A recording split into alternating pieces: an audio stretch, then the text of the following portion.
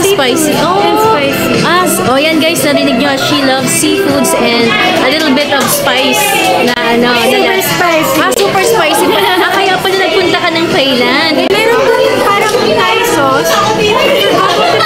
Parang, pero sinerch ko siya kung paano siya gagawin. Pero may mga chili flakes na, tapos some big spices. Gusto ko mag-iway dati kasi hindi ko alam saan ako bibili. Ngayon ko rin lang nalaman yan kay Trisha na mahilig pa na siya sa maanghang. O yan guys, alam niyo na. Nakagawa ka na ng drama, ng rom-com, action. Are you ready to have an action movie or project? That would be super interesting. Alam ko kasi hindi ako sporty person, but if, willing ako mag-train.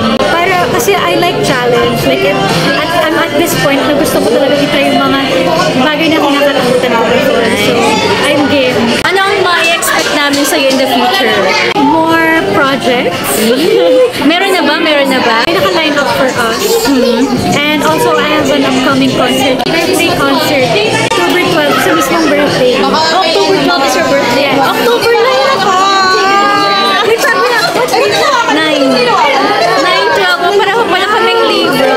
Libra girls. Yes. Kaya pala magaganda kami girls.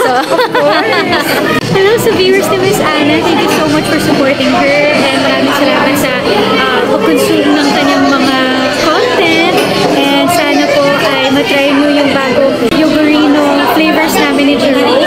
So mine is Mango Dream Delight and ang kay Jerome naman is Tropical Bliss.